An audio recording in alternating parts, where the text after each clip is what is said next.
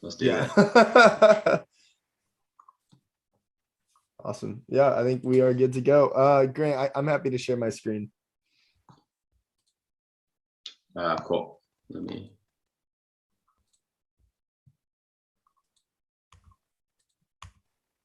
Great. Let's get after it. Alrighty. Can you all see the screen? Yep. Sweet. Yeah, man. All right. Are we good to go, Grant?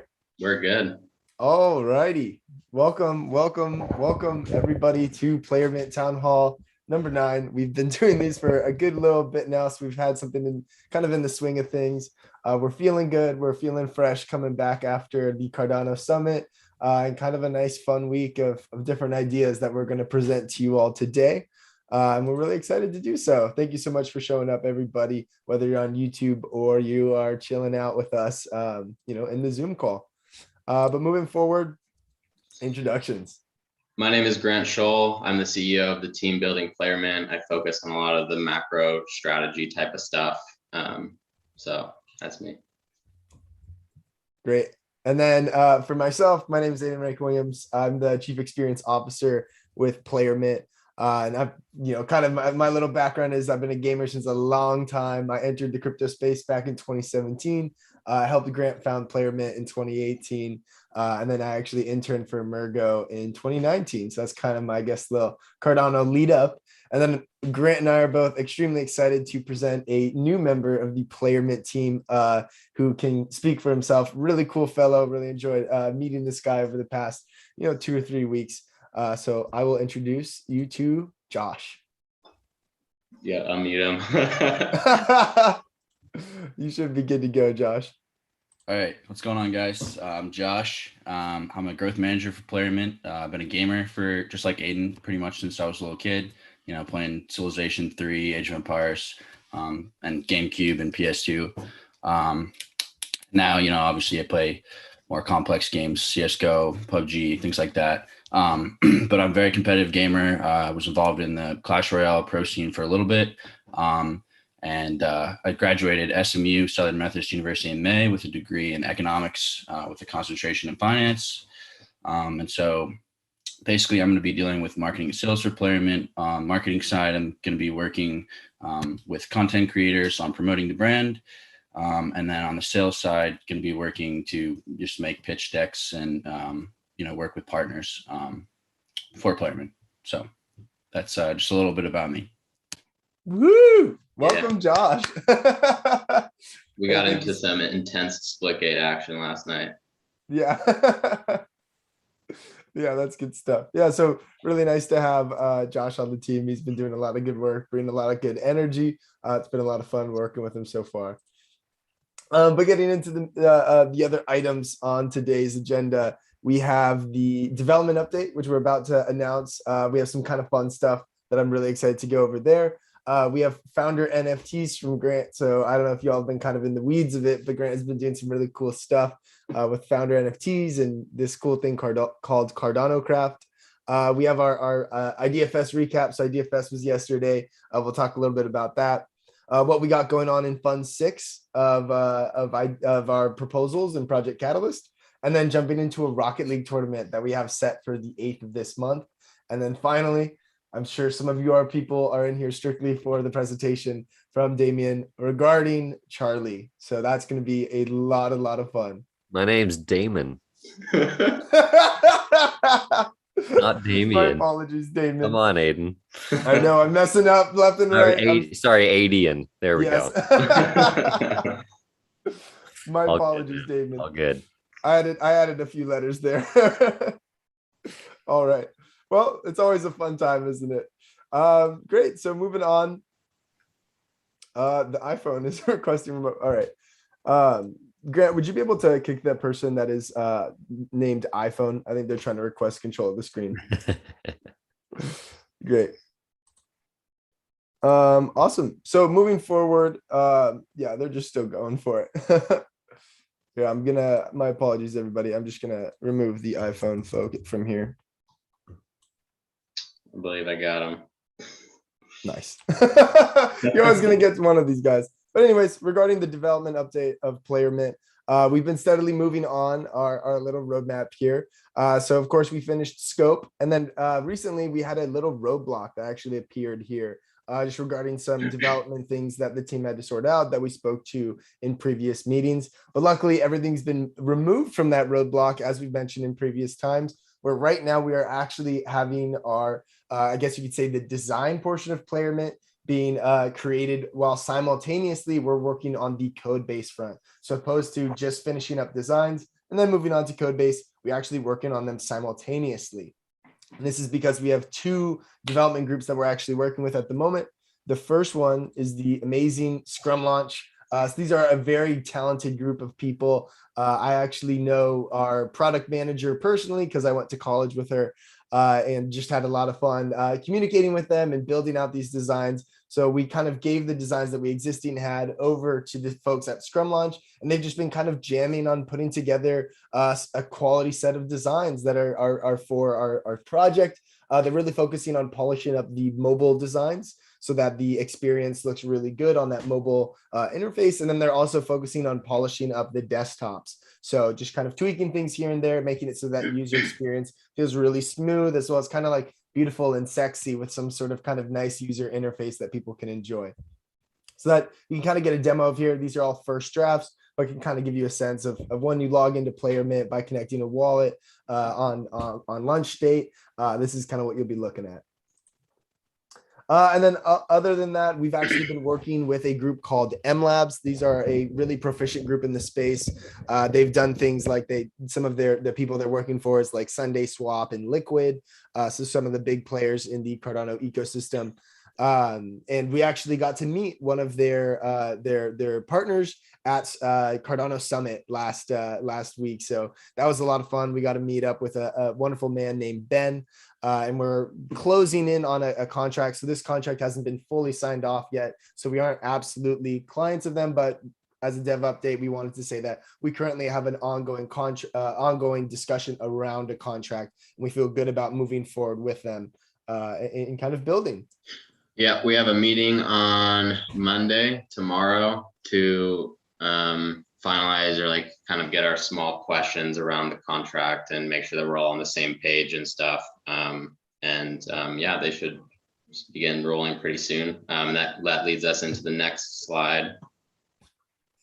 So they're actually going to be helping us with the Player Mint founder NFTs. So this is a huge focus for us coming out of the summit. We wanted the dust to settle from the summit so that we wouldn't have a bunch of distractions going on, but super excited about this project. It's a very utility driven NFT collection. So we want to continue to give value to the founders and the people who are collecting the founder NFTs. So we're going to continue to add utility to them over time. But just some of the key points will be access to the Cardano Craft server. And so the first people, or the people that collect the founder NFT, will get access to the Cardano Craft server. And then there'll be a treasure hunt of CNFTs inside of different blocks where all of the players are coming into the server that have the founder NFTs to mine for the CNFTs that are hidden in all of the blocks. And then the people who have the founder NFTs will also be able to get first access to mint land in Cardano Craft.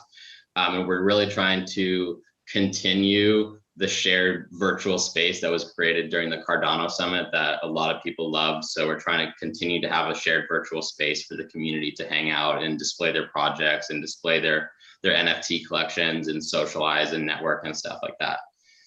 So it'll also give you access to founder tournaments. So we'll host tournaments and games like Fortnite and Splitgate and Call of Duty. And the founder NFTs will get you access to those tournaments. It'll come with a limited edition founder profile on playermint.com. It comes with PlayerMint Pro, which means you have a bonus on rewards, you're earning NFTs, and so forth. And then first access to future NFT drops. So if we create a avatar collection for PlayerMint, then the founder NFT collectors will have first dibs at the avatar collection. And this really gives us a way to continue to give value back to the founders of the founder collectors of PlayerMint. Go to the next slide. Actually, one more point I want to make on the last one. Sorry.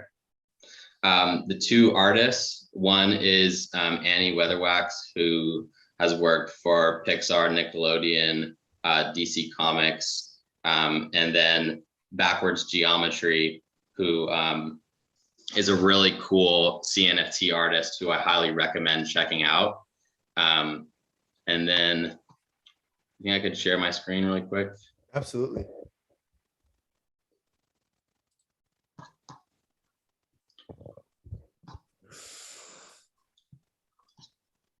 Want to just show what they look like.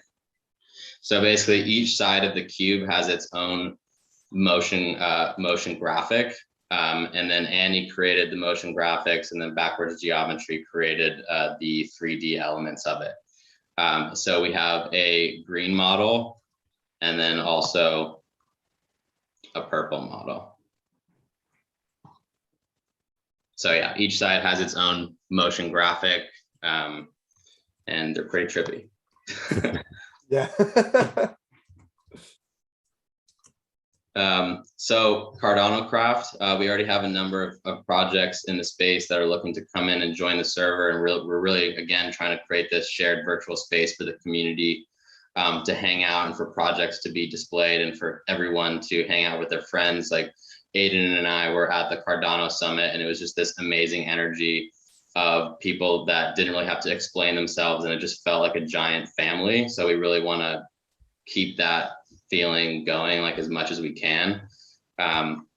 So yeah, so again, some of the key points will be the founder NFTs, mint land NFTs, and then the founder NFT treasure hunts. And there will be a crypto economy for people to trade their NFTs, display their NFTs, and whatnot. And then the tournament access, like I touched on, and then the founder profile and pro account. And so the sale will start on the 16th, and we're really going to hit the ground with marketing on this starting next week. So we're going to have a whole bunch going on in regards to the founder NFTs. Sweet. Awesome. So I'll hand it back to Aiden. Do you want the screen share back? Oh no, you're welcome to keep it.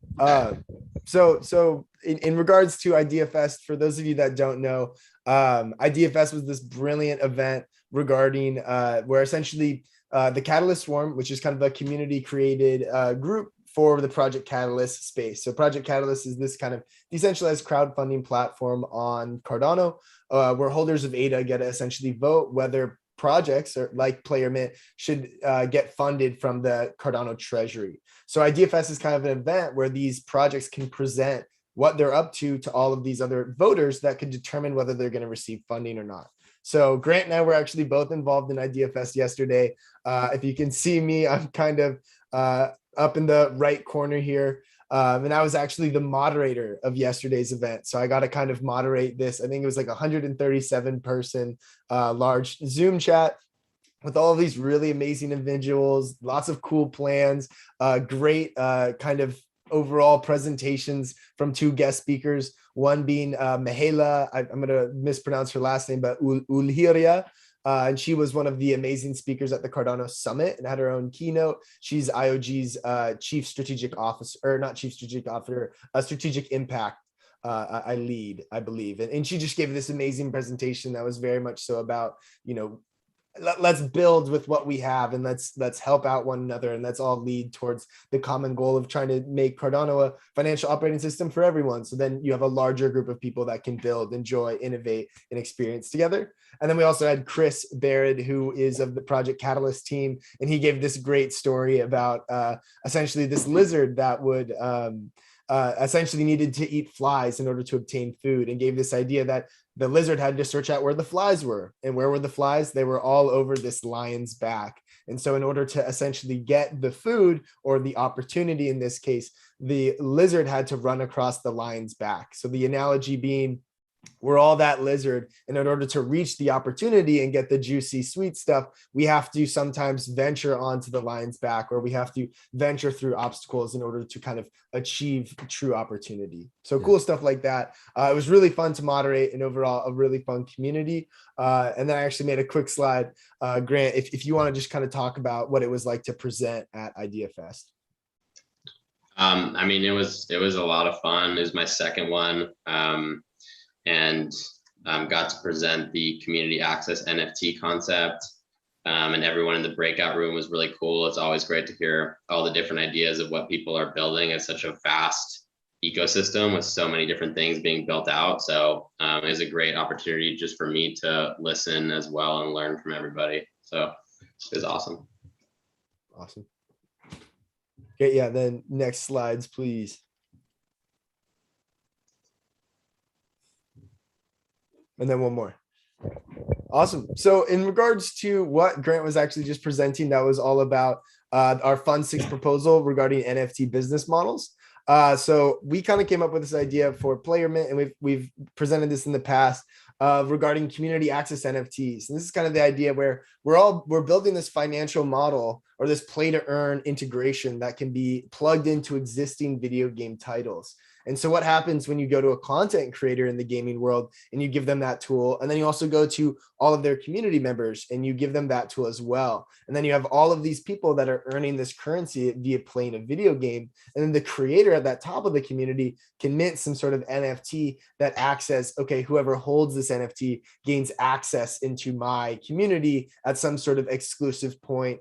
Or for example, maybe that NFT gives me access to joining that person's live stream and I can play with them live. So at the moment, Grant and I pushed this out. We're going through the review process. We'll learn what the true number is tomorrow. But if everything goes as planned in the review that we had, that was on our proposal, that wasn't quite didn't quite have enough logic and reasoning to it in order to be upheld. We are looking at receiving a 4.6. That is kind of our high hopes and what we're aiming for, but a 4.6 would be super high because the rating is out of 5. So this would be really good for the project and would pretty much not guarantee, but give us a very high likelihood of success. Yeah, well, I mean, and one quick thing that I'll add on the community access NFTs is you already have gamers paying tons of money for emotes and these things on Twitch. And this creates a model where you kind of take that concept, but it's more so that the fan or the person who's consuming the content or a part of the community actually gets an asset, and they kind of benefit from the growth of that community. I kind of like think about it as like a tokenized subscribe button, where you have this fan NFT that's giving you utility, not just on Twitch, but on all the different platforms. And then as that community grows, so does the value of that asset that you have. So it really aligns the incentives more of the fans and the creator. I mean, we're seeing that in things like Clay Nation and Bored Ape Yacht Club, where these tokens do a really great job of aligning incentive. So if you can add that within a content creator's model, like a Twitch streamer, and gaming is really the perfect niche for that, then that's a really powerful concept, not just for the content creator, but also their community. So it provides value on both sides, which I think is really interesting. And it creates a really great model for us to provide a product that's also marketing the product at the same time, because we're implementing this into these communities, which are the influencing communities of the gaming world. And then therefore we're delivering something of value that's also driving traffic and marketing the overall product and ecosystem. Awesome. Yeah. And then our other Fund 6 proposal is the Gamers Unchained. This one's pretty much locked in at a 4.58 star rating out of 5, which is also very, very positive. I completed this one with Felix and Marcin, Felix of the Catalyst Circle and Marcin of Ada Quest. So this is going to be a challenge for all you people in Fund 7. That essentially is if you're building a gaming-based application on Cardano, you can submit to this fund or this challenge, and it's going to be specifically an amount of money just dedicated to gaming-based projects. So that is something that we're pushing in the space, and we're hoping that you all will get to enjoy, and then we can build more gaming applications on Cardano.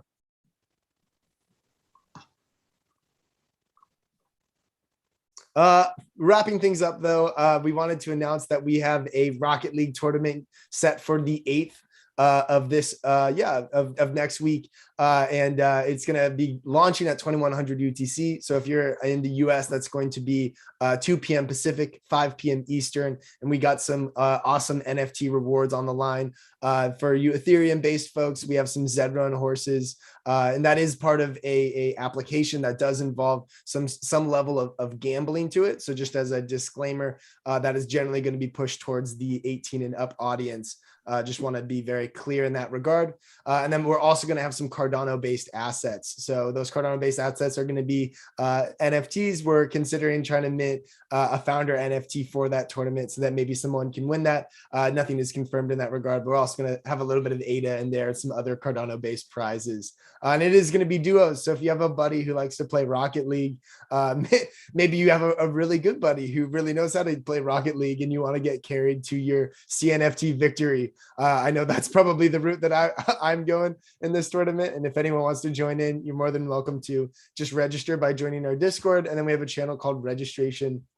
Just send a message in that tagging whoever your buddy is, whoever your duo is, and you'll be all registered and good to go. Totally free to enter. It's open to everybody. So whoever wants to participate, I'll shoot in the link to our Discord and you can join in if you'd like. But without further ado, I think we can open it up for questions. So before we jump into Damon's presentation, I got the name right this time. If anyone has any questions at all for Grant or myself or Josh, feel free to ask them now. Dehi asks, is Zed going to be on ADA? So Zed at the moment is not on ADA. We're working with this great group called Crypto Cujo on this tournament, and they are kind of like a cross-chain gaming platform. So they'll do both Ethereum-based NFTs with like Gods Unchained and Zed and then they'll also do Cardano-based NFTs. So they were like, hey, we have the Zed horses, and we're like, well, hey, you know, Cardano is supposed to be interoperable. We're supposed to be a cross chain, and our true competitors are not the other blockchains in the space. The true competitors are the giant legacy companies that we're going to have to face. So Zed is not going to be on ADA. However, there is a really cool NFT project called, I'm going to mispronounce the name, but it's called Euquine or something of the nature, EUQINE, I believe. And they're doing a similar Zed horse racing concept. Thank you so much, Joshua. Joshua's got to get going. Have a great one, Joshua. Thank you so much for participating. Other than that, we have a question from Matt asking, I would like to start tweeting the next Rocket League 20 if possible. Absolutely. You're more than welcome to share it, Matt. I'm happy to provide you any information that you need in regards to successfully tweet about it. But if you'd like, I can shoot the Discord link as Damon begins presenting Charlie, and I can share that into the chat, and you can kind of grab that and do it with what you will. And if you need any kind of help directing people towards what we are doing, I'm more than happy to provide that. I'm going to check YouTube real quick, make sure we don't have any questions over there. And other than that, I think we should be good. There's one last question there. If Player Mint's looking to be an open marketplace like OpenSea? So there's a component of that for specifically within gaming. So kind of like a cross marketplace system for video game items and people that are creating gaming assets and optimizing it to like function for gamers and then also game studios as well, and making sure that the infrastructure is more so optimized for that type of use. Yeah. So we'll have that open marketplace-esque feature, but in terms of the idea where any NFT based on Ethereum is kind of populated on OpenSea, at some point or another, I think that'd be a really cool idea. And then people could kind of just submit bids for those NFTs in PMX. But like Grant mentioned, we have different focuses at the start versus what we can do once we actually hit some sort of critical mass point and we have a lot of users and then can do a lot with those users. Yeah, and like we're making sure that, like, what I mean by making sure that the infrastructure is optimized for example, like optimized for game studios, like making sure that the infrastructure makes it really easy for them to mint items that can go into their game that also can have like royalties attached to the items, so that no matter where they get traded, they're making revenue off of them, and making sure that that can integrate into their games seamlessly. So things like that. Awesome. Yeah, if anyone has any last questions, feel free to throw it in. Hey, thank you so much for asking. We really appreciate it. Love to answer these questions. Want to make sure that we can be as transparent and kind of present ourselves as best as possible. So if anyone has any last questions, this is kind of your last call for them. If not, you're more than welcome to ask them in our Twitter, over Discord, anything like that. But without further ado, I think we're ready for you, Damon. Yay! I think Gene's got a question. Oh, Gene's got one. Oh, killing me, So Gene. close, so close. Well, yeah. Just a quick question about the white paper. Do you guys have any updates on that, or like maybe release date or anything like that? It's still kind of in a draft phase, right? Yeah, we've been super busy with a number of things. We had the summit, and then also just development. We were switching development teams, so I think that was we need some input from them, since they're such a core aspect of the team. Right. So now that we've really gotten that figured out, we'll be able to kind of, through the process of bouncing our ideas with them and like collaborating, be able to put out a really stellar version of it. Gotcha. Okay. White papers are hard and they take a long time to write. Yeah. I'll touch on ours in a second. Yeah.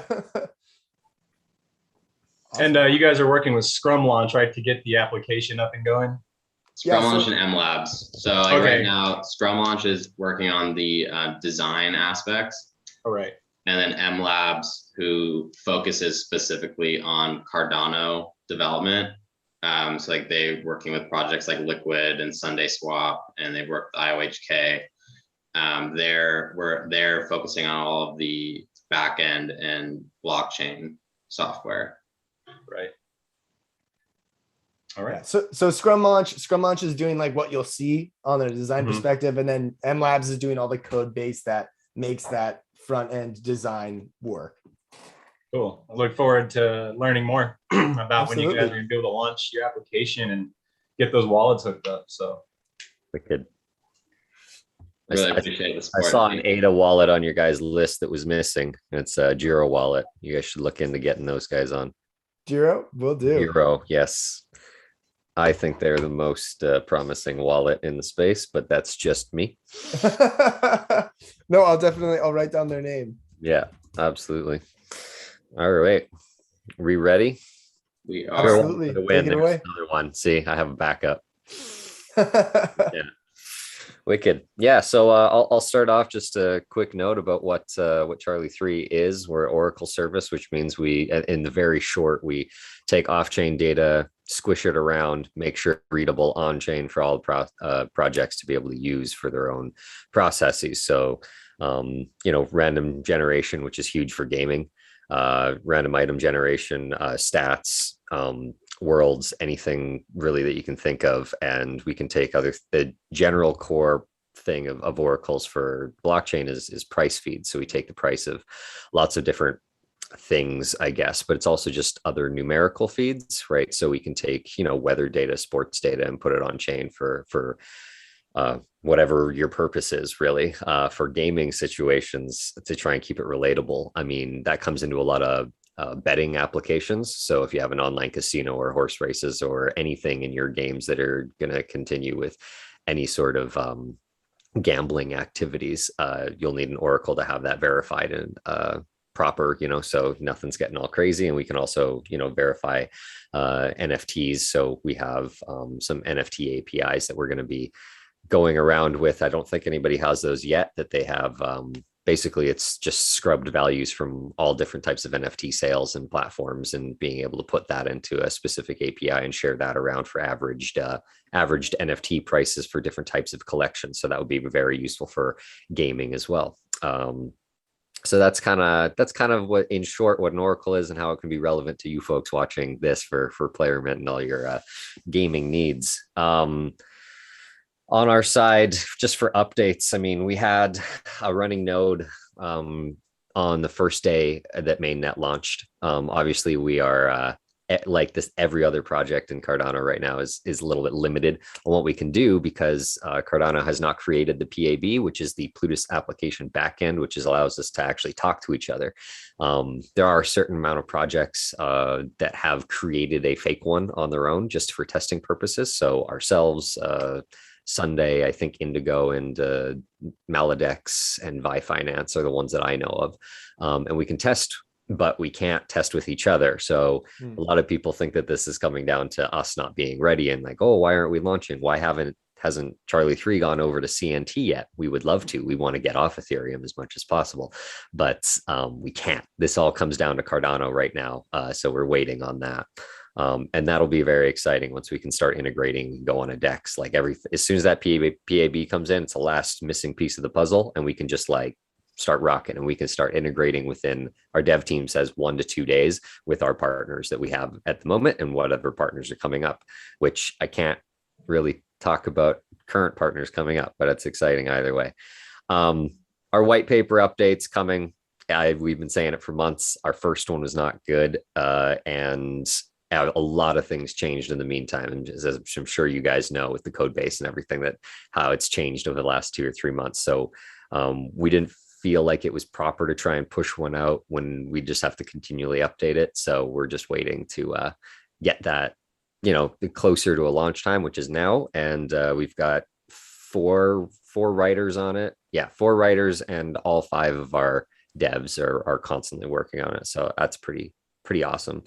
And in the meantime, the dev team, as we're just waiting for PAB, we have almost everything else figured out. So we're just doing extensive security checks on our node operation. I put a post up about that the other day. And we have some security audits going on through the IOHK with CertiK. We haven't specified exactly our media approach to it yet, but that's how it's going, and we're pretty excited about getting that on, because anything that we can tie into the IOHK is a big deal, especially after the Chainlink announcement at the summit. That was a shot to the heart on that one.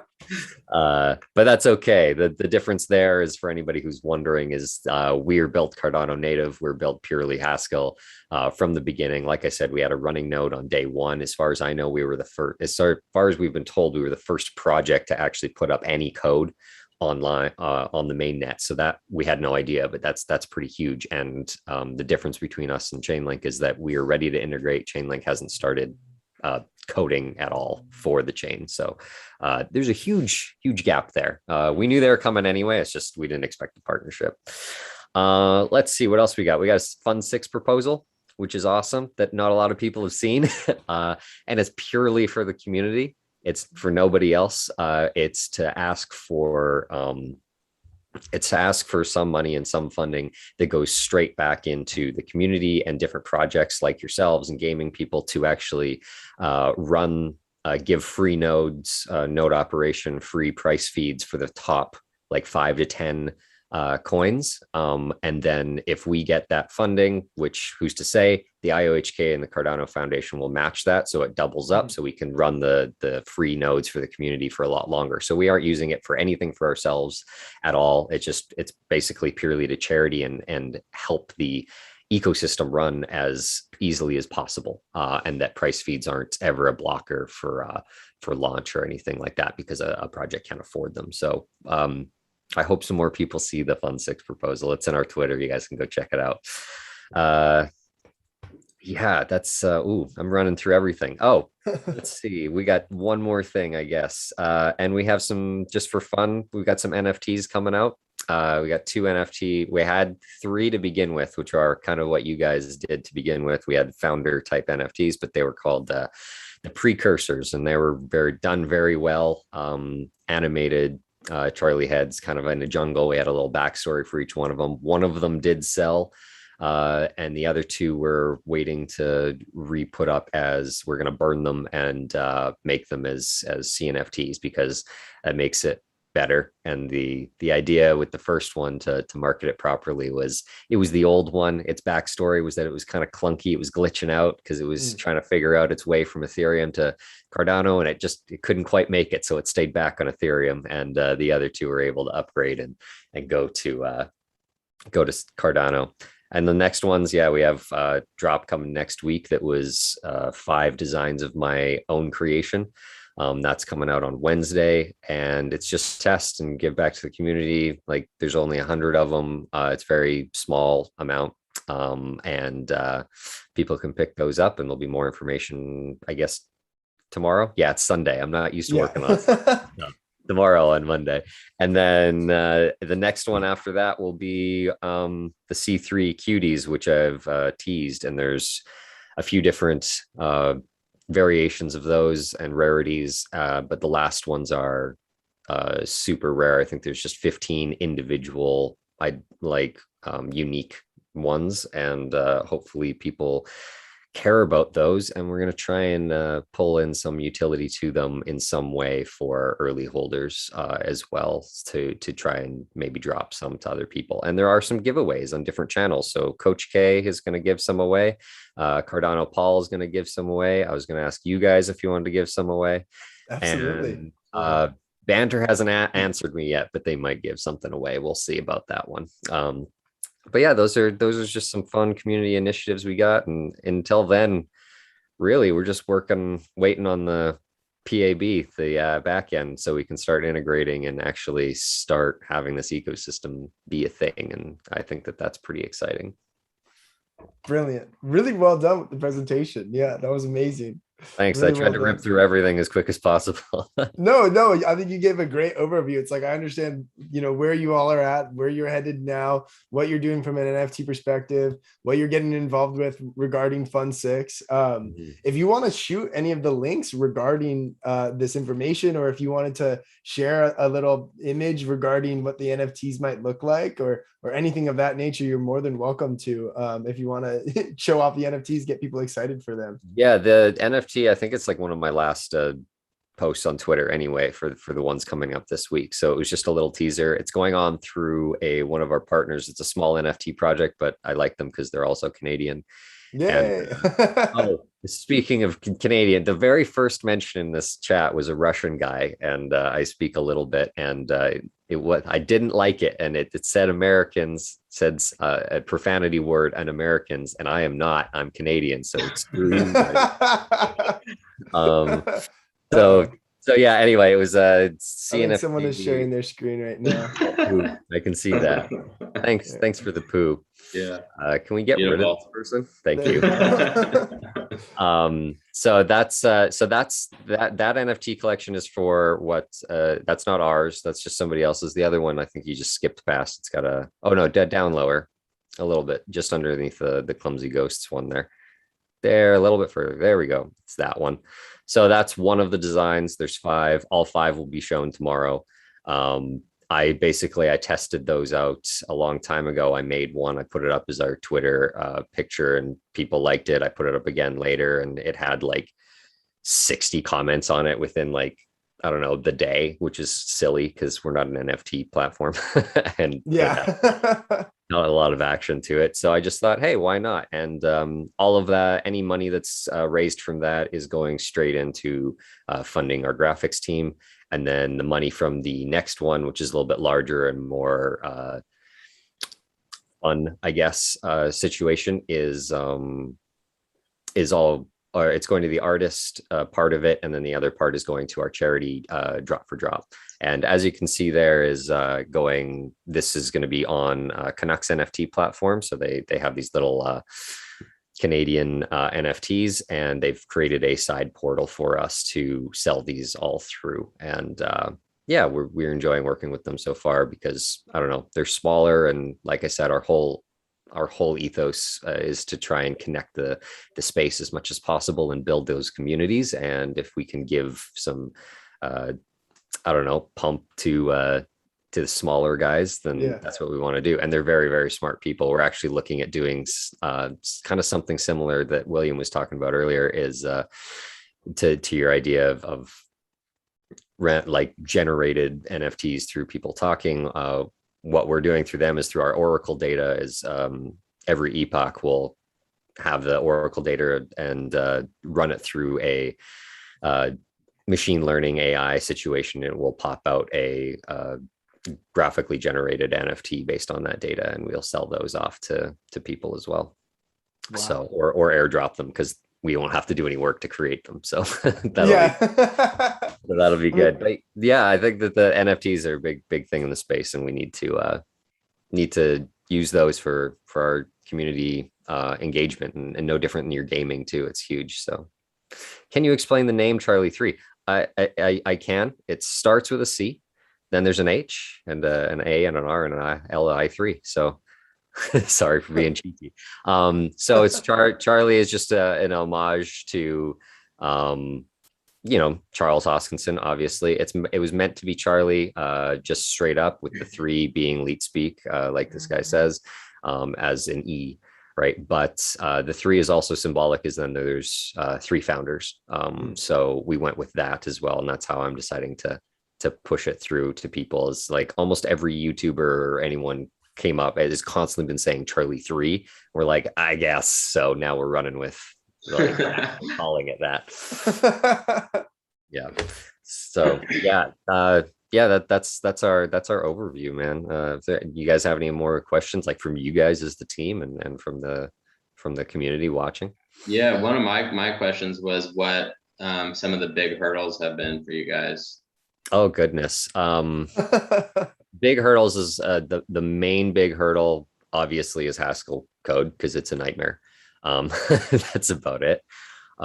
So finding developers for that was rough and very difficult. Trying to stay relevant after the market dropped like crazy. I mean, we went from nothing to $4 within a couple of weeks, and then right back down to less than our launch day prices. And then we just kept building through it.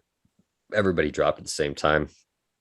But trying to stay relevant through that, trying to figure out what APIs we can grab, what's proper, what partners are going to work with us. And it's just general scrutiny, because Ergo, Chain also had an Oracle solution that they were building a lot earlier, like from last September, right? And then they had this Oracle pools idea that they were going to be presenting for Cardano, and they did in like February. And there's been no updates since then. And so off the beginning, people have just said, and even till now, people just say, oh, well, why do you need to exist when Ergo already has these oracles? I'm like, well, one, they don't. Nobody has anything working on chain. So, because it doesn't exist at the time, in May and April and stuff.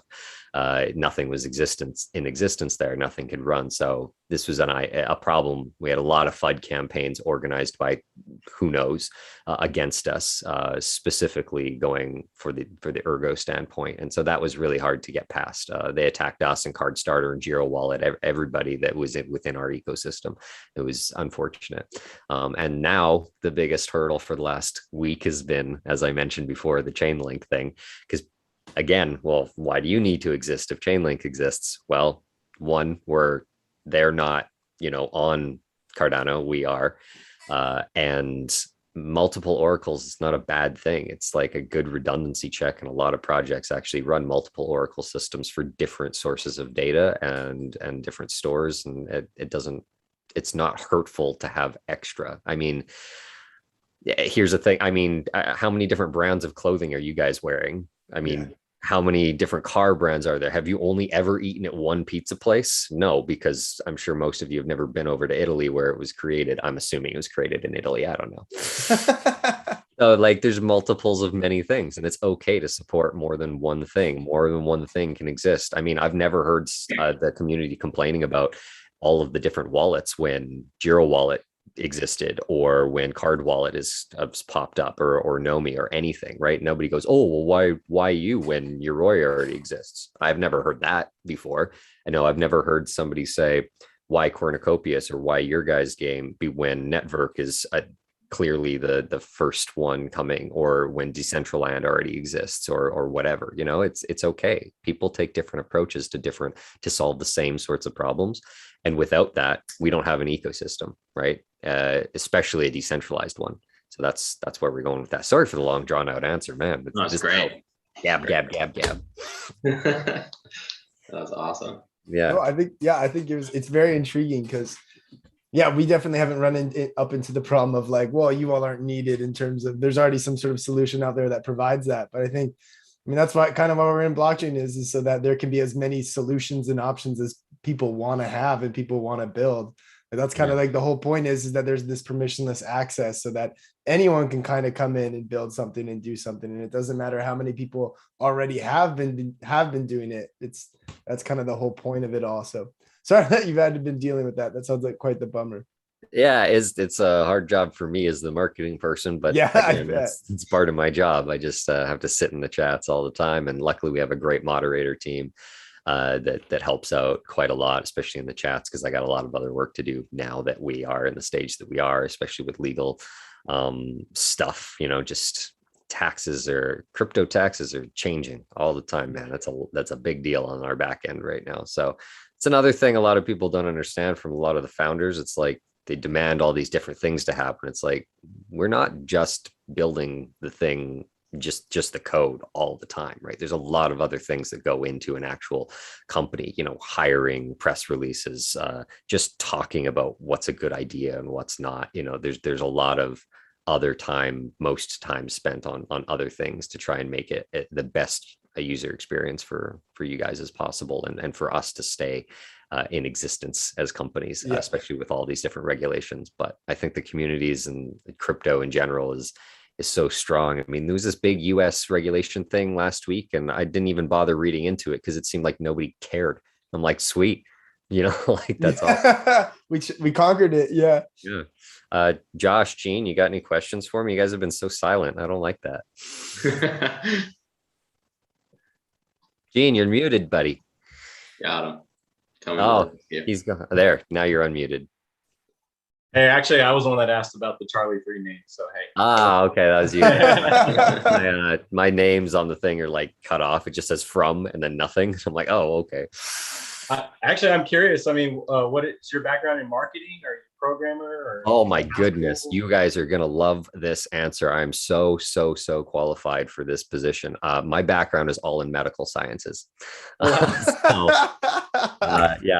did a degree in anatomy and cell biology, and then another one in kinesiology, which I focused in biomechanics, and then I had a degree in nursing, and I turned down med school and chiropractic school in order to pursue this instead. I did side jobs in marketing. I did some MLM stuff way back where I rose through some of those ranks, but it was never what I did education for. It was just what I did on the side as a workforce type thing. And so I gained some experience through that. But honestly, the biggest thing for me in marketing is I've always been a very creative type of person, and outgoing, as you might have been able to tell.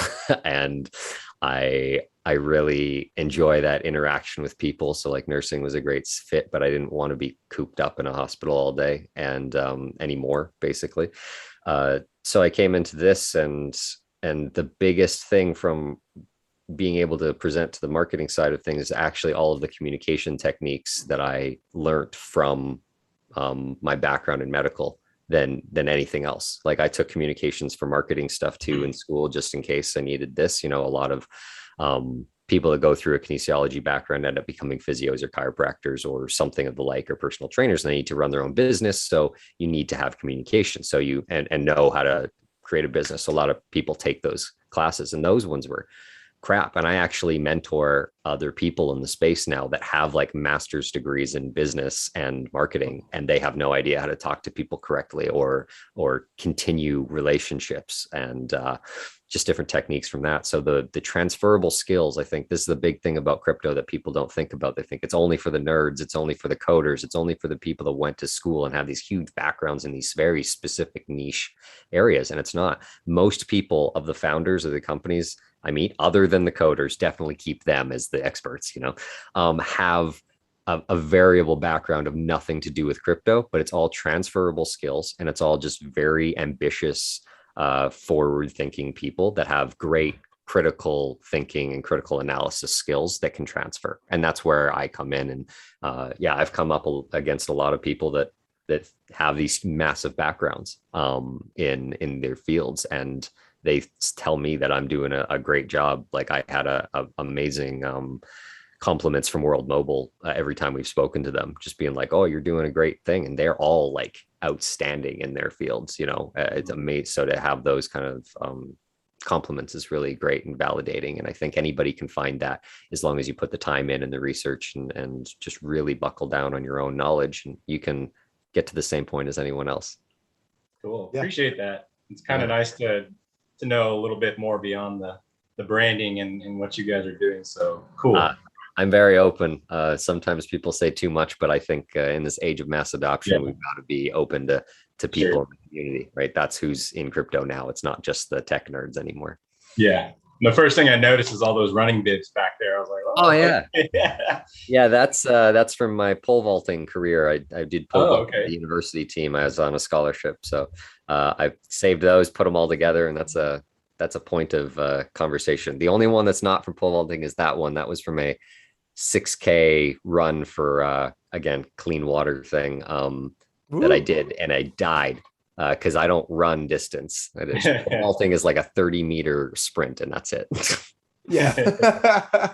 So yeah, distance is harsh for me. Yeah. Pole vaulting is scary as heck, as somebody says, and I don't think so. But that's just me. My background before that was I was an elite level gymnast, so that's way scarier than pole vaulting.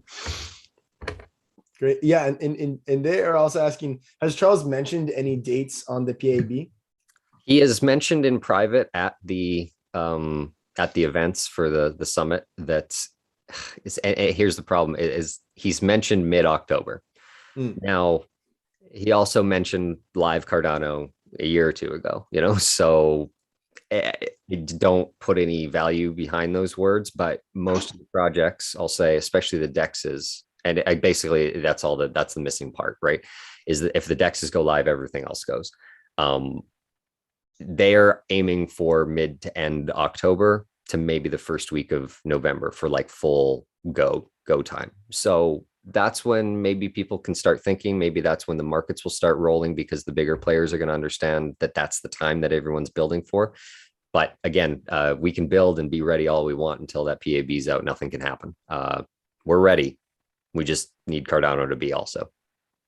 Absolutely. Yeah, well said. Yeah, I think that's something that we spoke with Ben from M Labs about as well, is when is there all the background infrastructure to actually be able to launch applications on Cardano. And I think there's some of the big influencers in the space were definitely speaking to the fact that, like, hey, Alonzo smart contracts it's gonna be hard forked, and people are gonna be disappointed that things aren't gonna be ready at day one. And there's reasons behind that. It's not just because it's not because people haven't been coding on the testnet and have a bunch of products ready. It's because we need a few more pieces of the puzzle in order for everything to kind of work functionally. I had a big field day on that September 12th. It was just everyone in the chats and communities and Twitter and everything. Are you gonna launch? Why are you guys switching to Cardano today? Are you guys going to start integrating with other projects today? No, and that's because I personally think it was very well done from the Cardano side to actually present that information properly to the community, right? They presented it like everything's going to be up and running and awesome, and even the live stream from Charles and other folks and Lars on there made it sound like it was all good and hunky-dory and smart contracts were going live. And it's like the only reason we're able to actually put our node operation up is because we have our own fake PAB, but we can only put up one node. We can't put up multiples and have multiple calls and transactions in the consensus data or anything like that. We can't have aggregation because we can't run multiple smart contracts to the same through the same Oracle functions. Like, it just doesn't work right now. So I think that was probably come out due to scrutiny, and then they wanted it to come out before the summit, so it seemed like a more functional working ecosystem. And on marketing side, that's great, but on a functional side, it still leaves us all hanging here in the dust. But I think there's a huge amount of sentiment and support from the community that's there already, that nobody's going anywhere, and it's still going to explode. And I think the markets are looking that way right now. So hopefully they can put some extra people on making sure that back end gets up for everyone to integrate, because we're excited about it. Absolutely. Yeah. And I think my last question for you, and you don't want to take too much of your time, would just be that's all I got today. my final question, and just because you've done such a great job of explaining yourself and giving us such detailed answers, and I'm sure everyone's really appreciating that's watching this. I know I am.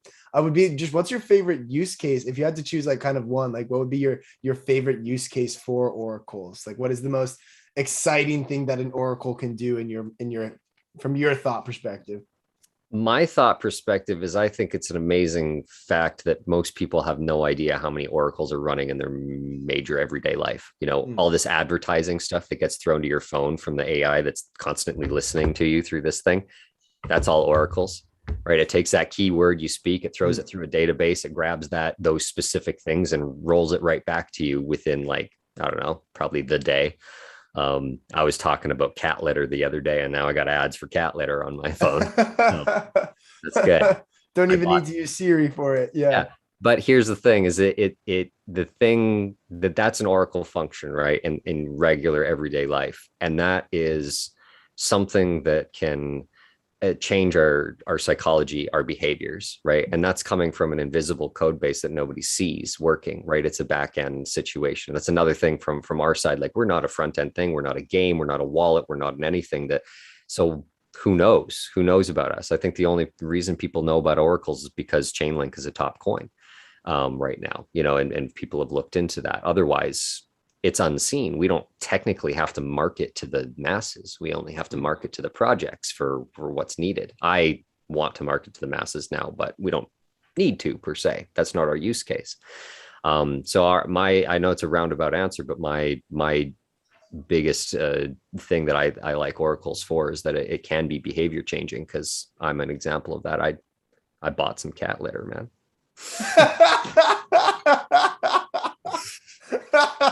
And it's beautiful. I got it. It shows that they work. Did you look at your phone and you're like, I know it's coming from an oracle, I gotta respect it? Yeah, I was like, my cat litter sucks. Thanks, Oracle. And I got a new one. I got some new cat litter, and it's beautiful. It doesn't.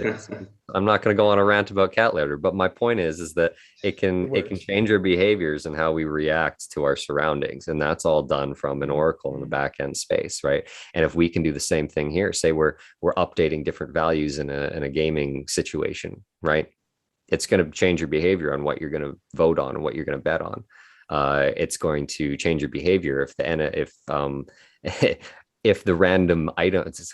I'm another problem with this. I used to play WoW back in the day a lot, like top 20 world guild. So that was my job. It was like 8.5 hours a day of playing WoW, and I loved it. And the world around me didn't, because I was just using everything.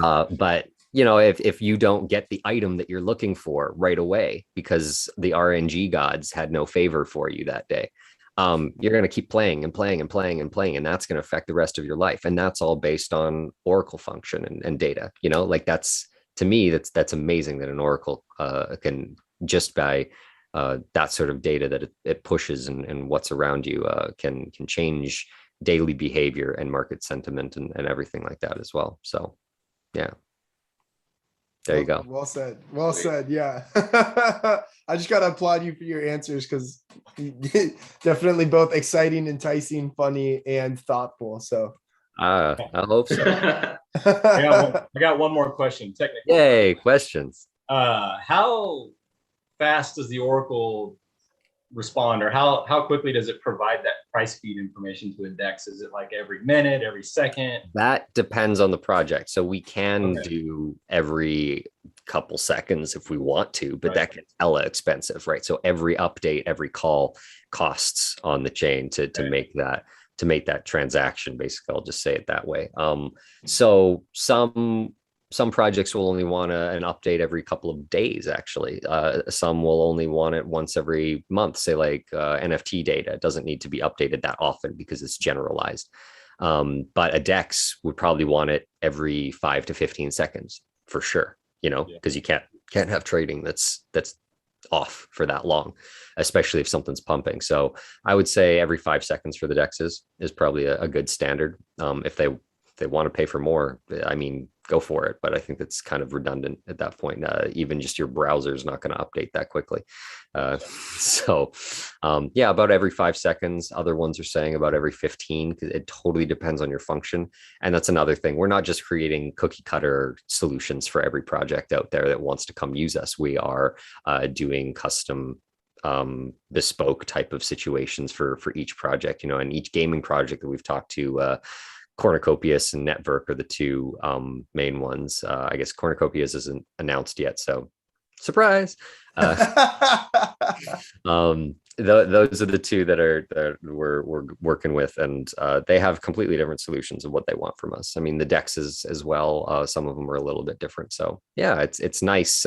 We're creating more work for ourselves, at least at the initial stages. But I think that in order to make the ecosystem run as smoothly and effectively as possible off the beginnings of this, everyone needs to work together and do this extra little grunt work to fill in the gaps, or else we don't move anywhere, and there's no reason to block other people for no reason. I set up people in partnerships, other projects and partnerships all the time. It's a function of being an Oracle, is I have to be kind of connected to everybody. So I deal with all the relationship management, project outreach, and I know almost everyone. And in order to use that effectively, I set those projects up with each other to make a better ecosystem, and I don't ask for anything in return. Maybe that's naive of me or whatever, and people are just using me for that function. I don't care, because if it makes the ecosystem a better place for user experience and stability, and especially emotional stability, for the regular trader, I think that's worth it. Awesome. Yeah. Well said. Again, another long answer. No, it's wonderful because we're all building on the same blockchain. So it's like, if we're all building on the same blockchain, we might as well work towards benefiting that blockchain the best possible ways, because then we're all going to be walking away having the same. I mean, a Cardano wallet is a Cardano wallet. It can plug into any of our applications. So we might as well get as many people to that Cardano wallet as possible. Yeah. I'm going to do another little plug for Giro on this one, Giro Wallet. They're doing a fiat on-off ramp, their own DEX, trading on the wallet. They have a web app already. They got a lot of cool stuff. So yeah, if you want to get connected, I'll let you know. Yeah, definitely would. I think we're at Playermint, we are looking at what wallets we want to integrate with. Nami is, of course, the one that really shouts out at us just because of its current existing integrations with things like Pool PM. But absolutely would love to get in contact with Giro. They've got stake pools up on theirs as well now too. So that's another one. So, hey, absolutely would love to check them out. That sounds wonderful. Yeah, I'll put you in contact. There we go. You're doing your work. I've been working. I never stop, really. People go, "Oh, you're gonna take weekends off?" I'm like, yeah. No. That's just when you don't have meetings. Yeah, basically, I just don't have meetings usually on Sunday, but I'm happy to do this kind of stuff. I think this is fun. You get to meet new people. It's actually a face-to-face thing, talk to the community. I know there's not a lot of people listening, but they, as I said in the chat earlier, it's like, it's not about who's live, really. It's who's going to listen to it afterwards. I think one of my podcasts that I just did last week or the week before, week before, with Jason Piscino and Buy Finance, like we only had like 20 people, I think, max watching at the time, but now it has a few hundred views on it, and that's what you're going for. Yeah. All right. Anything else? Oh, wise words. Yes, Jesus. You also have your wise words are famous, Jesus. Bow down. All good. Yeah, I'm happy to be here, guys, and thanks. And I'd love to talk if you guys need some Oracle integrations for your gaming things, or even just to connect to other people in the space. That'd be great. Yeah, likewise. Wonderful. I think we have one more. William. Global Communities wants to know our perspectives on future of humanity, if it's not too heavy. Sorry, Global Community. That's too heavy. We can't bear that weight. We are not Atlas. Let's move on. Blockchain way. Yeah. So William, you're more than welcome to answer your question. I guess my short answer to you, Global Community, would be trending upwards. It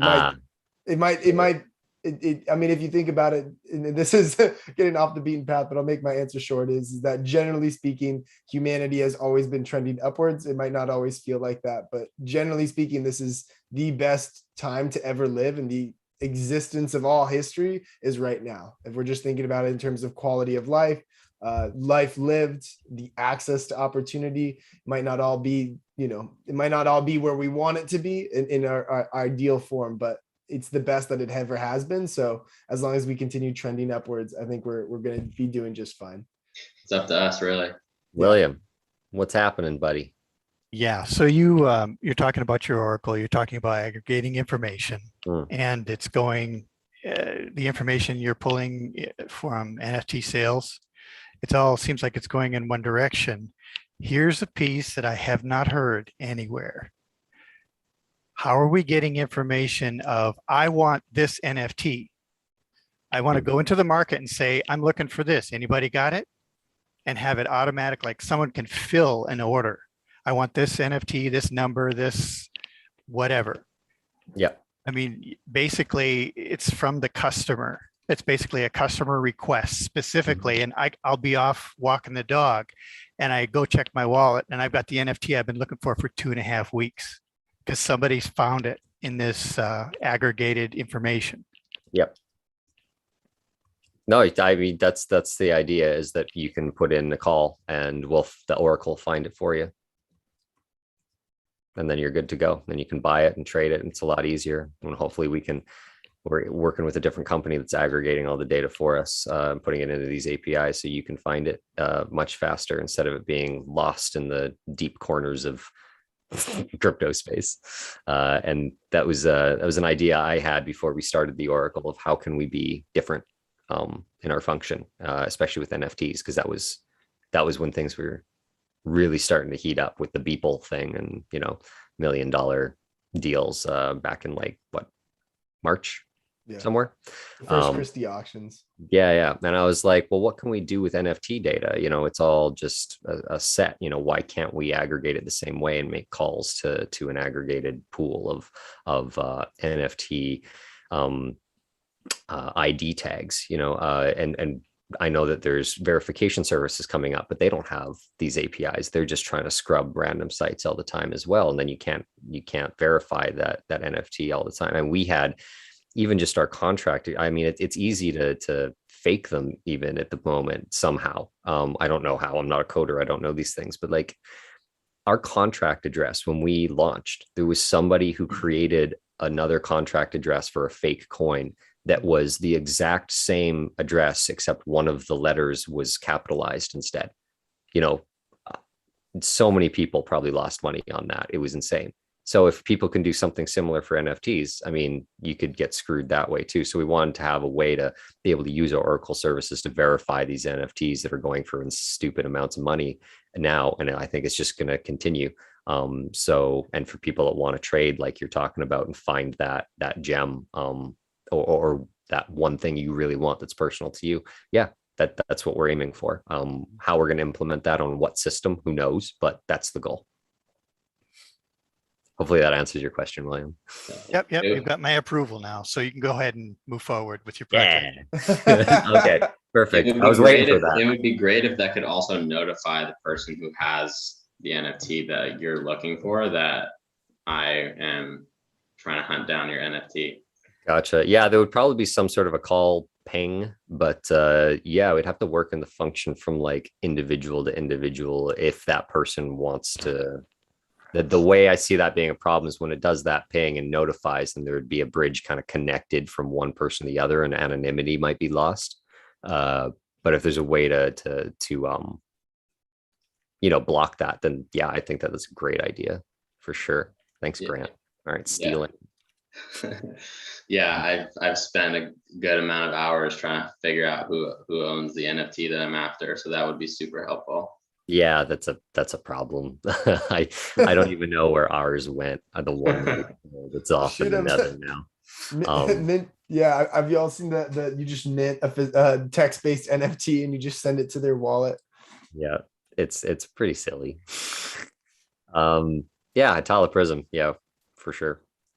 And we're looking at doing some fun stuff with Singularity eventually as well, for their AI protocols. And yeah, it's still, I mean, for anybody who's still listening or listening later, it's still extremely early in anything in this space. As much as there's 10,000 plus coins out there, a lot of them are garbage. And things are still constantly innovating. Lots of things are still being established. This is not by any means something that's like hard to like get into a system or whatever. Everything's still so early and there's so much innovation happening. So just, stay tuned and hang out. Yeah, and so many different opportunities for so many different skill sets. So yeah, I mean, yeah, look at me. Came from medical, now I'm marketing. I kept the M. Yeah. That's about it. Brilliant. So does anyone else have any last questions before we wrap this up? I think that's good. It's over an hour already. Yeah. Awesome. Well, that was great. That was a lot of fun. Yeah, so much for my 10-minute spot. That was a half an hour. Well, thanks for providing it to us. I know that I really enjoyed everything you had to say. I hope everyone else did as well. So I just want to extend I want to extend a massive thank you, and just say I really appreciate it. And we'll chat more and we'll keep on building and keep on having fun conversations, whether that be about the future of humanity or how we can use Oracle to build quality applications on Cardano. Wicked. Thanks, guys. Thanks for having me. Yeah. Thanks, everybody. Thanks for tuning in. Yeah, massive thank you to everyone that watched, asked a question, viewed, commented something. Thank you all so much. Have an absolutely wonderful rest of your day. We are going to have that next town hall next Sunday at 1700 UTC, same time. So we'll hope to see you all there. Please enjoy the rest of your day and enjoy your week.